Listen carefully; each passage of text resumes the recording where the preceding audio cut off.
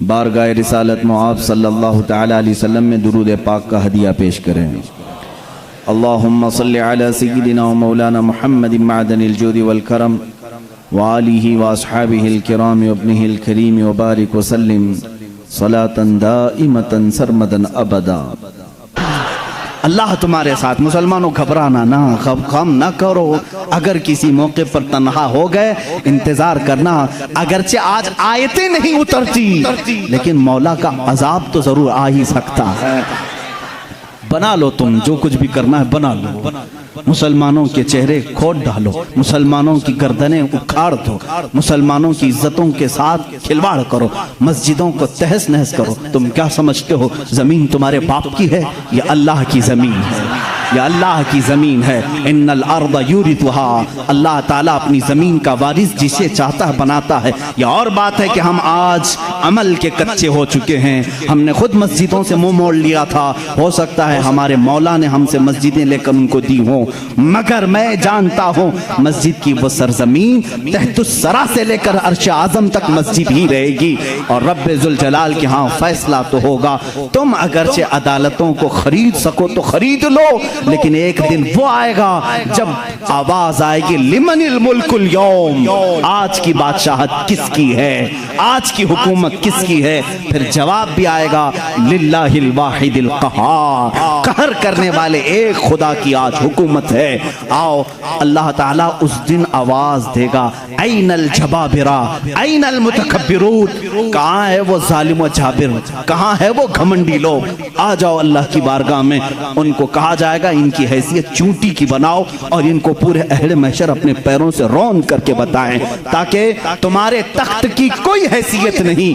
हकीकत में अल्लाह रब्बुल इज्जत की शरीयत क़यामत के दिन नाफिज होगी। हम तो उस इंतजार में कट जाएगी जिंदगी। अब बात मुझे सिद्दीक़ अकबर की ज़ात से ये कहनी है, मैं मुसलमानों को तवक्कुल देना चाहता हूँ, यकीन देना चाहता हूँ। घबराओ नहीं, सारी चीज़ें भी छिन जाएं तो तुम्हारे ईमान को कोई छीन नहीं सकता जब तक तुम अपने हाथों से इसे बेच नहीं देते। अल्लाह रब्बुल इज्जत तुम्हारा हामी नासिर मददगार है। उसने कुरान में कई जगहों पर वादा फरमाया, कान हक़्क़न अलैना नस्रुल मुमिनीन। अल्लाह फरमाता मैंने अपने ऊपर लाजिम कर लिया है, मदद करूंगा तो मोमिनीन की मदद करूंगा, मदद करूंगा तो मोमिनीन की मदद करूंगा। मेरे अजीजों, आज भी मदद ही तो है, मदद ही तो है। अल्हम्दुलिल्लाह हम तादाद में अब खर्चे थोड़े हैं, लेकिन हमारी हैसियत ऐसी है 32 दांतों के बीच में एक जुबान कभी किसी दांत से दबती भी नहीं है, कटती भी नहीं है। अल्लाह बस ऐसे ही इस जुबान की हिफाजत फरमाए। सिद्दीक़ अकबर रज़ियल्लाहु ताला अन्हु के ईमान का मामला तो ये था, हुजूर सल्लल्लाहु अलैहि वसल्लम के बाद वो किसी को भी अजीज नहीं रखते। हुजूर सबसे अव्वल दर्जे पर, हत्ता कि अपनी बेटी सईदा आयशा सिद्दीक़ा रज़ियल्लाहु ताला अन्हा, एक बार हुजूर सल्लल्लाहु ताला अलैहि वसल्लम उनके साथ बैठे हुजरे में, बात तेजी से हो रही थी। सिद्दीक़ अकबर दाखिल हो गए और हाथ तक उठा दिया। हजरत आयशा सिद्दीक़ा से कहा, खबरदार, तुझे मालूम है तुम किससे बात कर रही हो? शौहर हैं लेकिन अल्लाह के रसूल हैं।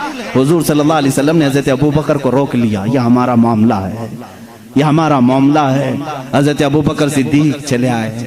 हजरत आयशा फरमाती हैं कि सिद्दीक़ अकबर रज़ियल्लाहु ताला अन्हु कभी किसी चीज़ को पसंद नहीं करते जो हुजूर की रज़ा के खिलाफ। जब सईदा आयशा सिद्दीक़ा पर इल्ज़ाम लगाया था कुछ मुनाफिकीन ने, तोहमत लगाई थी, हुजूर अकरम सल्लल्लाहु अलैहि वसल्लम ने हजरत आयशा से कहा तुम अपने माँ बाप के घर में रहो जब तक ये मामला क्लियर ना हो जाए। 1 महीने तक हजरत आयशा हजरत अबू बकर के घर में थी। वो कहती हैं हुजूर सल्लल्लाहु अलैहि वसल्लम मेरे पास नहीं आते, उतने दिनों तक हजरत अबू बकर ने भी मेरे से बात नहीं की। ये नहीं कि बेटी है, बल्कि रसूलुल्लाह का जो निज़ाम है वो मेरे घर में भी चले। एक बार सुलह हुदैबिया के मौके पर हुजूर सल्लल्लाहु अलैहि वसल्लम ने सिर्फ इतना फरमा दिया था, 1400 सहाबा मक्का के लिए निकले हुजूर के साथ उम्रा करने के लिए। सुनो, उम्रा करने के लिए निकले, एहराम पहन करके निकले, लेकिन मक्का के काफिरों ने बीच रास्ते में रोक लिया, कहा तुम उम्रा नहीं जा सकते, नहीं जाओगे। हुजूर सल्लल्लाहु अलैहि वसल्लम को उन लोगों ने बीच रास्ते में रोक लिया। 35 किलोमीटर मक्का बाकी है। सोचो 450 किलोमीटर का फासला है मक्का मदीना। मदीने से जो चल करके साहबा आए हों, तकरीबन 400 किलोमीटर चले हों, और उनको करीब मक्का के आकर के कह दिया जाए अब तुम नहीं जा सकते, उम्रा नहीं कर सकते, उनकी हालत क्या होनी चाहिए? सहाबा जोश में थे, कहा या रसूल अल्लाह सल्लल्लाहु अलैहि वसल्लम इजाजत दें, हम इनके परखचे उड़ा दें।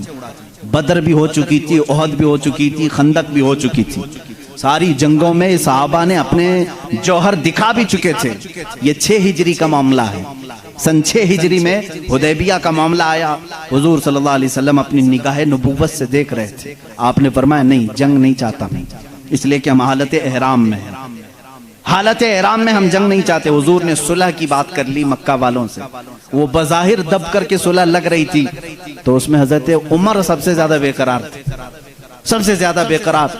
साहबा से वो बार बार पूछते थे क्या हम हक पर नहीं, हमको जंग की इजाजत क्यों नहीं मिल रही है? ये मक्का वालों को हम बराबर बता देंगे, आज तो हम 1400 की तादाद में है, बदर में तो सिर्फ 313 थे। हुजूर क्यों नहीं इजाजत दे रहे हैं? हुजूर सल्लल्लाहु ताला अलैहि वसल्लम ने मना कर दिया, नहीं मैं सुलहनामा लिख रहा हूँ।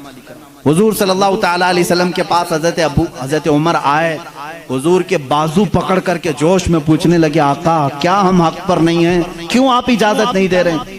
हुजूर ने फरमाया, उमर जो मैं देख रहा हूँ वो तुम नहीं देख रहे। हजरत उमर बेकरार थे। ये नाफरमानी नहीं, बेकरारी आपकी जो थी वो फर्ते जिहाद में थी। हुजूर सल्लल्लाहु अलैहि वसल्लम को कैसे कोई उम्रा से रोक सकता है, इस बात की बेकरारी थी। हजरत उमर ने ये सोचा कि अबू बकर को मना लो, अबू बकर मान गए तो रसूलुल्लाह को भी ये मना लेंगे। हजरत अबू बकर के पास आए, सिद्दीक अकबर रज़ियल्लाहु ताला अन्हु को उन्होंने जोर से कहा, ए अबू बकर आप नहीं देख रहे हम 1400 की तादाद में और रसूलुल्लाह सल्लल्लाहु अलैहि वसल्लम सुलह लिख रहे हैं मक्का वालों के साथ, सुलह वो भी ऐसी सुलह कि हमारी उसमें इज्जत नहीं है। मक्का वाले ऐसी सुलह लिखा रहे थे कि जिसमें उनके ही फायदे थे, मदीने वालों के फायदे नहीं थे। हजरत उमर बार बार कह रहे थे, हजरत अबू बकर सिद्दीक को चला लाया, उनके हाथ झटक दिए। हजरत अबू बकर सिद्दीक ने कहा, इल्ज़म गर्ज़क या उमर, ऐ उमर अपना होश संभाल, तू किसके फैसले पर बात कर रहा है? वो मोहम्मदुर रसूलुल्लाह सल्लल्लाहु ताला अलैहि वसल्लम, अल्लाह के रसूल सल्लल्लाहु अलैहि वसल्लम जंग कहें तो जंग है, सुलह कहें तो सुलह है। मेरा ईमान है कि रसूल जो करते हैं वो अपनी तबीयत से नहीं, वो वही इलाही से करते हैं। हजरत उमर ने कहा, उस दिन मुझे एहसास हुआ कि ईमान क्या है। रसूलुल्लाह की हर बात को मिनान तस्लीम करना ये सिद्दीक अकबर से सीखो। उसको उस सुलह को हजरत उमर ने तस्लीम किया। ये सिद्दीक अकबर रज़ियल्लाहु ताला अन्हु की ज़ात तय्यबा थी। मेरे अजीजों, अगर इन्हीं पर पूरी बात रुक खत्म हो जाएगी, मेरा वक्त निकल जाएगा। सैयदना अबू बकर सिद्दीक रज़ियल्लाहु ताला अन्हु तकरीबन 2 साल और चंद माह आपने खिलाफत के उमूर को संभाला और आपकी उम्र मुबारका 60 साल से तजावुज कर चुकी थी। 63 साल के करीब आपकी भी उम्र मुबारका थी। ठंडियों की वजह से आप गुस्ल फरमाए और उसी में बीमार हुए। जमादिल आखिर का महीना था, जमादिल आखिर की 18 तारीख थी जब सैयदना अबू बकर सिद्दीक रज़ियल्लाहु ताला अन्हु अपने चंद सहाबा को जमा किया और क्या वसीयत की जानते हैं कि ये मेरा आखिरी वक्त है। मैं खिलाफत को 6 सहाबा के हवाले करके जा रहा हूँ जो अशरा मुबशरा में से थे। हज़रत उस्मान थे, हज़रत अली थे, हज़रत उमर थे, हज़रत तलहा थे, हज़रत अब्दुर्रहमान बिन औफ थे। ये सहाबा साद रज़ियल्लाहु ताला अन्हु थे। ये सहाबा के हवाले करके जाते हैं, ये आपस में जिसको खलीफा बनाए, ऐ मुसलमानों तुम उसको खलीफा मान लेना। देखें खिलाफत के मामला कैसे चल रहे हैं, वो मैं आज आपको डिटेल में ले जा रहा हूँ। यह 18 जमादिल आखिर की तारीख थी जब हज़रत अबू बकर सिद्दीक रज़ियल्लाहु ताला अन्हु अपने घर वालों के साथ बैठे आखिरी वसीयत ये करते हैं, मेरा इंतकाल हो जाए, मुझे गुस्ल दिया जाए, कफन दिया जाए, तो दफन करने से पहले मेरे जनाजे को रसूल करीम सल्लल्लाहु अलैहि वसल्लम के हुजरे के सामने लाकर रखना। हुजूर सल्लल्लाहु अलैहि वसल्लम का मज़ार अक़दस कहाँ था? आयशा सिद्दीका का हुजरा था और दरवाजा लगता था, वो एक कमरा था, दरवाजा था। हज़रत अबू बकर कहते हैं उस दरवाजे के पास जनाजे को लाकर रख देना और खबरदार कहीं ले जा करके उठाकर दफन ना करना, बल्कि बाहर खड़े होकर के इजाजत मांगना। ऐ अल्लाह के रसूल, तुम्हारा रफीक, तुम्हारा दोस्त आपके बगल में दफन होने की इजाजत मांगता है। अगर रसूल करीम सल्लल्लाहु अलैहि वसल्लम इजाजत दे दे तो मुझे हुजूर के पहलू में दफन कर देना। ये हो सकता है मेरे अजीजों, इस बात को शायद वहां भी सुन रहे होंगे तो तड़प जाना चाहिए कि सिद्दीक अकबर ने ये नहीं कहा, साहबा ने भी ये नहीं पूछा इजाजत, कब्र वाले से कैसे इजाजत? वो रसूल पाक कब्र में है और कहने वाला कोई आम आदमी नहीं, अबू बकर सिद्दीक है, खलीफतुल मुस्लिमीन है रज़ी अल्लाहु अन्हु। सहाबा ने भी कुछ भी कहा नहीं, ठीक है, सबको शायद अकीदा वही था जो आज बरेली के इमाम ने हमें दिया है। सहाबा का अकीदा वही था, तू जिंदा है वल्लाह, तू जिंदा है वल्लाह, मेरी चश्मे आलम से छुप जाने वाले। इसीलिए उन्होंने नहीं कहा, पूछा नहीं। वफात हो गई, गुस्ल के बाद, तजहीज़ तकफीन के बाद जनाजा लाया गया और उनके मुताबिक सहाबा ने दरवाजे के बाहर खड़े होकर के पूछा भी, ए अल्लाह के रसूल, आपका रफीक, आपका खलील, आपका यार गार आपके पहलू में दफन होना चाहता है।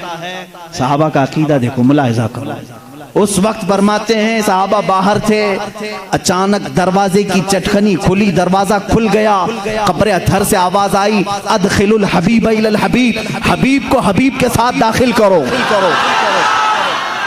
अजीज़ान गिरामी, रसूल करीम सल्लल्लाहु तआला अलैहि वसल्लम की इस आवाज़ को कौन नहीं पहचानता था। सिद्दीक़ अकबर रज़ियल्लाहु तआला अन्हु को इजाज़त के बाद दफन किया गया है। हुज़ूर अकरम सल्लल्लाहु तआला अलैहि वसल्लम के पहलू में वह आराम फरमाए हैं। सिद्दीक़ अकबर की क्या ज़ात है मेरे अजीज़ों, दुनिया में थे तो रसूल के साथ रहे, कब्र में हैं तो रसूल के साथ हैं। मेरे आका ने फरमाया, क़यामत की सूर फूंकने के बाद दुनिया की सरजमीन से सबसे पहले उठने वाला मैं होऊंगा, दूसरे नंबर पर अबू बकर सिद्दीक होंगे, तीसरे हज़रत उमर होंगे। हुजूर खुद फरमाते हैं, ऐ लोगों तुम्हें मालूम है महशर के मैदान में मैं किस तरह से आऊँगा। मेरे आका फरमाते हैं, मैं अपनी कब्र से उठूँगा, अबू बकर व उमर उठेंगे, मैं दोनों के हाथों पर कंधे, दोनों के कंधों पर अपना हाथ रख करके मैदान महशर में आऊँगा।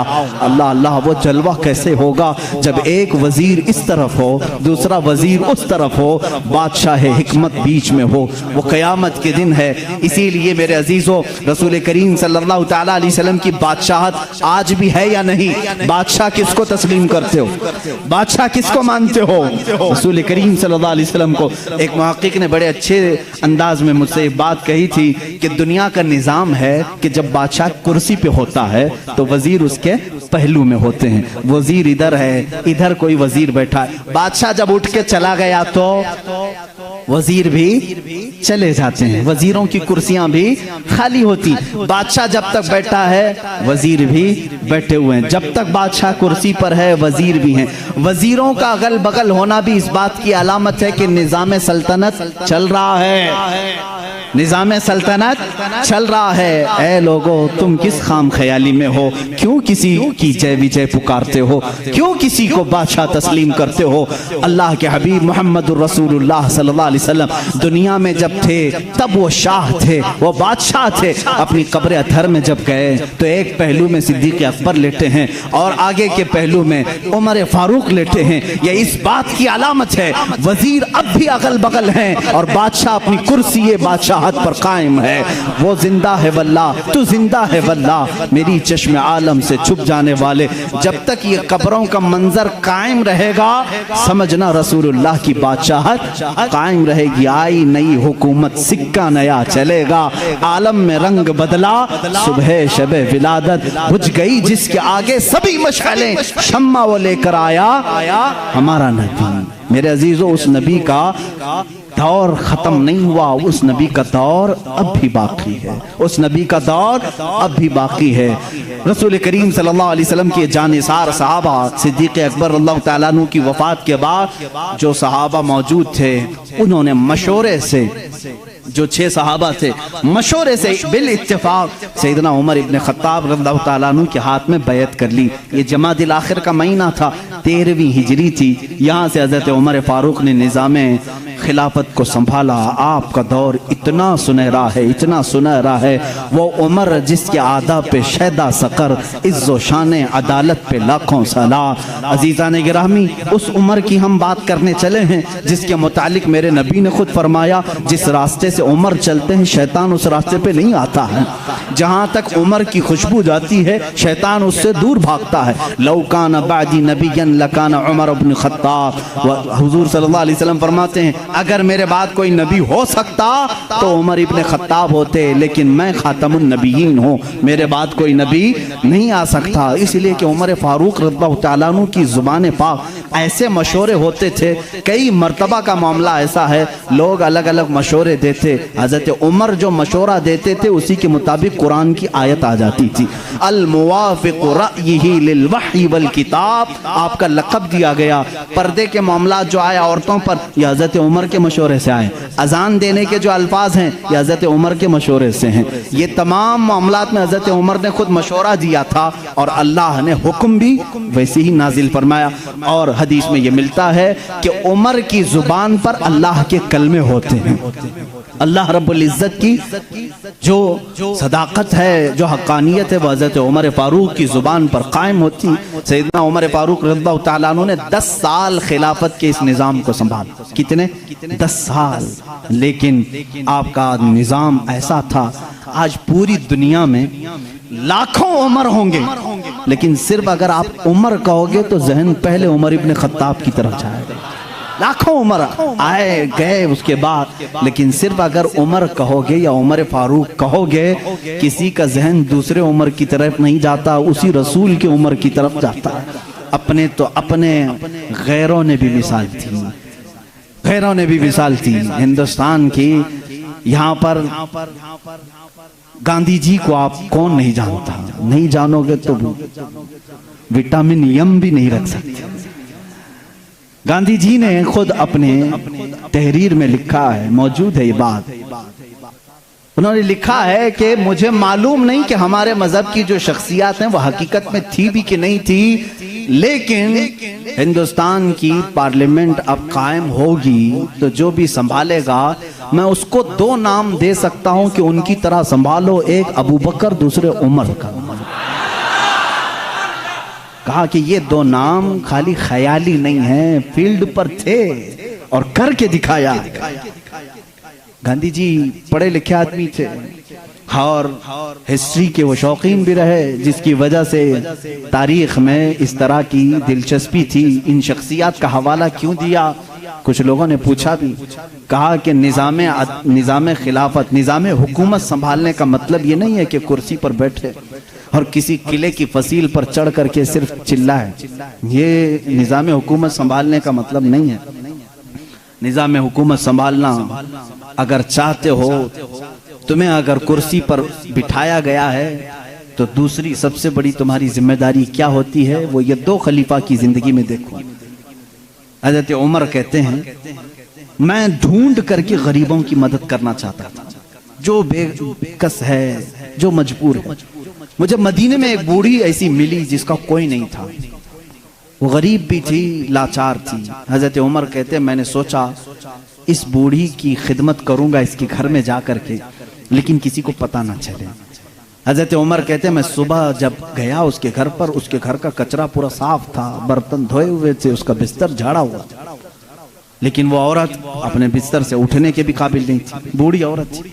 हज़रत उमर कहते हैं, दूसरे दिन मैं गया, फिर साफ सुथरा था। ये बूढ़ी औरत कैसे काम कर जाती है अपने घर के? तीसरे दिन वो कहते हैं, मैं फजर की नमाज से पहले छुप कर देखना चाहता था यह औरत अपने हाथों से कैसे घर की सफाई करती, लेकिन वो कहते हैं मैं चौंक गया। दरवाजे पर एक कोई शख्स आया, कंबल ओढ़े हुए, जल्दी जल्दी झाड़ू झाड़ रहा है, बर्तन मांज रहा है, बिस्तर सलीके से लगा रहा है। अजान हुई और फौरन बाहर निकला। हज़रत उमर कहते हैं, मैं इस पुर असरार खादिम को देखने के लिए आगे बढ़ा, कंबल उठाया तो वो सिद्दीक़ अकबर थे, खलीफतुल मुस्लिमीन, वक्त का खलीफा। इसीलिए तो खैरों ने मुतासिर होकर के कहा, दिन में अगर वो निज़ाम खिलाफत संभालते थे तो रात को अपनी रियाया की खबरगिरी भी करते थे, रात को अपनी रियाया की खबरगिरी करते थे। यही हाल सैयदना उमर इब्न खत्ताब का है। हज़रत उमर रज़ियल्लाहु तआला अन्हु गश्त करते थे मदीने की गलियों में। एक बार तो ऐसा हुआ कि मुल्के शाम से वापस आ रहे थे हज़रत उमर, एक घर के पास रुक गए। उस घर की औरत जानती नहीं थी। हज़रत उमर इस तरह से अजनबी लोगों को पूछते भी रहते थे। ये फोटो मीडिया और सोशल मीडिया का दौर भी नहीं था कि हर बादशाह का रोजाना फोटो छपना लाजिम हो, नहीं जानते थे। बहुत सारे लोग चेहरे से भी नहीं वाकिफ होते थे। हज़रत उमर वहाँ रुक गए, उस खातून से पूछा, खलीफतुल मुस्लिमीन उमर इब्न खत्ताब के बारे में जानती हो? वो कहती हाँ जानती हूँ, बहुत अच्छा आदमी, लेकिन मेरी उसको खबर नहीं, मेरी उसको खबर नहीं। कहा क्यों? कहा मुझ तक उसका गल्ला पहुंचा नहीं है। मेरे घर में भी फाका है। हजरत उमर ने कहा, उमर अमीरुल मोमिनीन वो मदीने में रहता है, तेरे तक खबर कैसे पहुंचेगी? इतनी दूर तू रहती है, मुल्क शाम के रास्ते में। उस बूढ़ी औरत ने कहा, अगर उसको यहां तक की खबर नहीं पहुंच सकती तो उसे खलीफा भी नहीं बनना चाहिए। अगर इतने दूर की किसी गरीब की खबर उसको नहीं पहुंचती तो उसे खलीफा भी नहीं होना चाहिए। हजरत उमर उस रात इतना रोए कि उनकी दाढ़ी भीग गई। सच कहा इस खातून ने, गए बाजार से सामान खरीद कर अपने कंधे पर उठा लाए और उस औरत के घर पहुंचा है। एक घर मदीने का ऐसा भी आपने देखा जहां रात को औरत अपने बच्चों को थपक कर सुलाती थी और हांडी में कुछ जल रहा होता था। आग लगी है, हांडी में पकने की आवाज आती।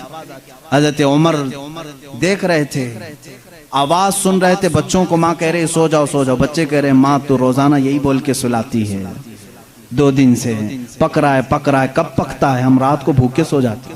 हजरत उमर दस्तक देते हैं, उस घर वाली से पूछते हैं क्या मामला? कहा घर में कुछ भी नहीं। फिर ये हांडी में क्या है? कहा पानी और पत्थर रखी हूं बच्चों को बहलाने के लिए, कि इसी आस में सो जाएंगे। हजरत उमर रज़ियल्लाहु ताला अन्हु फरमाते हैं, मुझे इसकी खबर नहीं हुई। बैतुल माल में गए, पूरा थैला उठाया आटों का, अनाज का, अपने कंधे पर लेकर निकले। उनके गुलाम ने कहा ये हमें दे दें, हम लेकर चलते हैं। सख्ती से कहा, क़यामत के दिन क्या तू मेरे अमाल का बोझ उठा पाएगा? मुझे उठाने दे। लेकर क्या है, नकाब बांधे हुए थे अपने चेहरे पर। उस खातून से कहा मैं रोटियां पकाता हूँ। घर में दाखिल होकर आटा गूंधा, रोटियां पकाई, बच्चों को जगाया, उनका मुंह धोया, हर रोटियां उन्हें परोसने लगे। वो खातून की आंखों में आंसू आ गए। कहा तुझ जैसा फरिश्ता अल्लाह ने उतारा है, मेरे घर कई दिनों के बाद ग़िज़ा आई है। उस खातून से हजरत उमर ने पूछा, उमर के बारे में तुम्हारा क्या ख्याल है? उमर के बारे में तुम्हारा क्या ख्याल है? वो कहती है बहुत नेक है, खलीफा रसूल है, लेकिन क्या करूं, मुझ जैसी गरीब की फरियाद शायद उस तक नहीं पहुंची। अगर मेरे बच्चे भूखे मर गए तो मैं क़यामत के दिन ये शिकायत जरूर करूंगी। हजरत उमर हिचकियां लग गई, जोर से हिचकियां आ गई हजरत उमर को। वो खातून कहने लगी, मेरे भाई तुझे क्यों इस बात का खौफ है? तुझे क्यों इस बात का डर है? तू क्यों रो रहा है? हजरत उमर जिनकी आंखें लाल हो चुकी थी, गम की वजह से बदन पे कपकपी थी, नकाब हटाया। उस खातून को कहा, उमर इब्ने खत्ताब मैं ही हूं। वो खातून मचल गई और कहा, ऐ रब्बे जुल जलाल तू गवाह हो जा, मैं उमर की यहाँ पर भी गवाही देता हूँ और क़यामत के दिन भी गवाही दूंगी कि अगर किसी गरीब की खबरगिरी कोई कर सकता है तो वो उमर इब्ने खत्ताब है। 1 साल पूरे मदीने में कहता गया, वो पूरे साल तक हजरत उमर फारूक ने सालन नहीं खाया, सालन नहीं खाया, रोटी को पानी में भिगोते थे, खाते थे। लोग कहते थे आप क्यों नहीं खा रहे हैं, आप खलीफा हैं? कहते थे कहत का दौर है, पता नहीं कौन भूखा है और कौन खाया है। मैं उस वक्त तक नरम नहीं खाऊंगा जब तक मेरी पूरी रियाया खुशहाल ना हो जाए।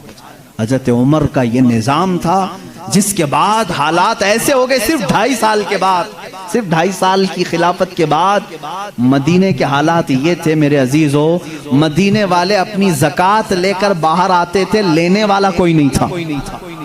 ज़कात लेने वाला कोई नहीं, सब ज़कात देने वाले थे।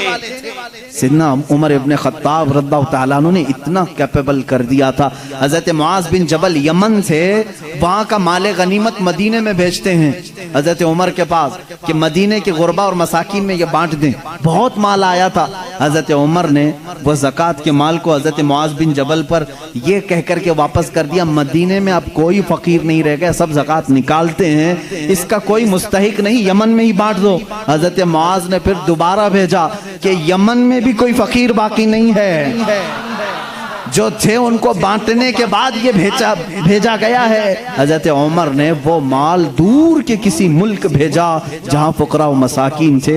ये निज़ाम अदल अगर कोई कायम कर सकता है तो वो उमर इब्ने खत्ताब है। रज़ी अल्लाह ताला अन्हु। और जानते हैं पूरी कायनात के लिए, पूरी दुनिया के लिए हज़रत उमर के वो काम जो आज भी दुनिया उनकी प्यासी है। और पार्लियामेंट के लॉ बनाने वालों के लिए मेरा चैलेंज है, उमर इब्न खत्ताब के बनाए हुए कवानीन को छोड़कर आज पूरी दुनिया की किसी पार्लियामेंट में मुकम्मल लॉ कोई बना ही नहीं सकेगा। इसलिए कि जराइम के कवानीन, बच्चों के कवानीन, औरतों के कवानीन, बूढ़ों के कवानीन, सबके कवानीन सबसे पहले हजरत उमर फारूक ने मुरत्तब किए। और जानते हैं ये लेआउट बनाने वाला सिस्टम, डेवलप करने वाला सिस्टम, सिटी बनाने का प्लान सैयदना उमर फारूक का दिया हुआ है। सबसे पहले बसरा और कूफा आपने बनाया था, यानी मास्टर प्लानिंग के साथ सिटी बनाई गई।